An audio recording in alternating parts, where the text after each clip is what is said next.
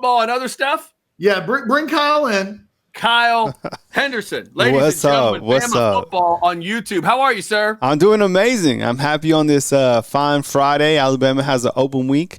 Won 6 consecutive games, 7-1 on the season, 5-0 in SEC play. So Alabama will turn the page to LSU, a big, highly anticipated matchup, which will be at 6:45 on CBS. So, happy to be here talking college football. Yeah, and for all the that record, cry-ass in after the Texas game, and all they've done is win all their games now.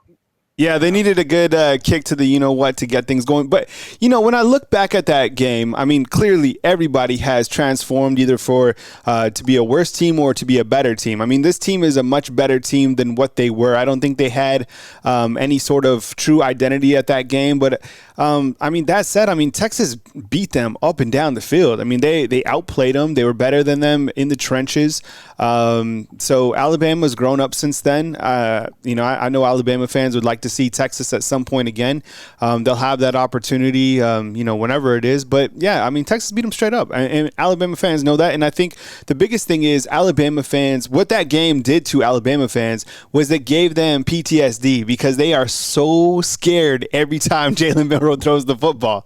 Every single time they're like they need counseling. I was talking to my son and I was like, I think Alabama fans, they need counseling because those 2 interceptions that he threw in that game were terrible, and it ultimately cost Alabama the game. Alabama was able to come back and whatever, but they can't shake those 2 interceptions. They can't shake that game.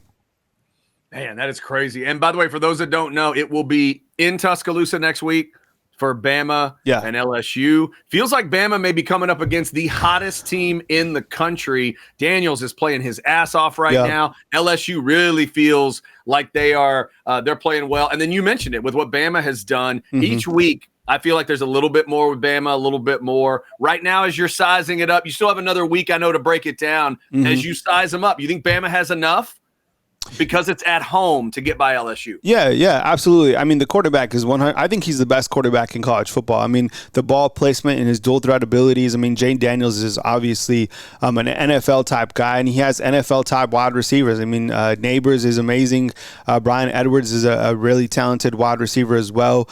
They have a pretty good running back, and I think for the most part, Brian Kelly's done a better job than I anticipated that he would do with LSU. I don't think they're where they really want to be, but they were able to beat Alabama last year. So it was Tennessee. And I think the thing that Alabama fans have to realize is that LSU and Tennessee, they're capable teams now. They're a lot different than, the past. And I think Tennessee was a lot better than I even anticipated as well. And Alabama had to come back and score 27 points in the second half to beat Tennessee. I think Alabama, this team's identity is a team that is built on defense. And the defense is healthy. The corners have been playing at a really good level. And they've been challenged. Think about Alabama, who they have faced this year from an offensive perspective, okay? It's not like this is the first good offense that they've gone against or the elite offense that they've gone against. They went against Steve Sarkisian, best mind in college football on the offensive side. You could rival him with Lane Kiffin. They went against Lane Kiffin and Jackson Dart and how dynamic he's able to use those offensive schematics. And then they went against Texas A&M's wide receiving unit. Bobby Petrino isn't the guy, in terms of the offensive mind, but those wide receivers at Texas A&M are amazing. They're very good. In Tennessee's wide receivers and their quarterback were a lot better than I thought. That Joe Milton, he's not bad, and their wide receivers were really good. So coming in, they're tested is my point. So going into this game against LSU, they're tested, and Kool-Aid's been playing at a good level. And most importantly, this team is healthy. Alabama's going into this weekend, and they're pretty much all healthy, which is good news for Alabama going down the stretch with 4 games left in the regular season. Kyle, tomorrow when Alabama fans can just relax.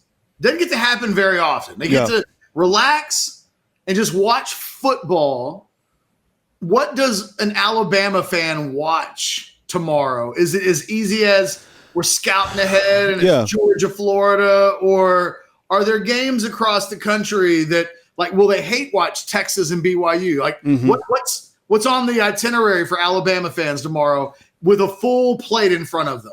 Yeah, I think that tomorrow Alabama fans are watching Florida State at Wake Forest. That's a game where a lot of eyes are on an ACC team who is certainly rolling. I think Florida State is in the pretender category. With that said, Mike Norvell has done a really good job resurrecting that program, and I think the world of college football they want Florida State to be good, just like they wanted Colorado to be good. Because I think that reminds us when we were 9 and 10 years old going to Disney World. That kind of brings back that like nostalgic ideology. But the truth of the matter is, I don't think Florida State, I think they're a good football team. I just don't think they're a playoff type team when all said and done. Now they have Wake Forest, they have Pitt, they go down to Florida, and then they play Miami. That game is at home. And then they have the ACC championship. So I think Alabama fans are certainly watching Florida State. Alabama fans are also watching. They have their eye on, of course, Texas and BYU, considering Texas playing without their quarterback. And then I think that they're also watching, and I think everybody in the world of college football is watching the teams from the Pac-12, Oregon and Utah, because that game it's a challenging game for Oregon going to Utah. Utah is a good football team. Utah has a really good defense. It's going to be a challenge for Bo Nix and company. But I think the reason they're watching that is because Oregon is also ranked ahead of Alabama. Now, as everybody knows, the official college football playoff rankings will be released on October 31st. Trivia for everybody in the comment box.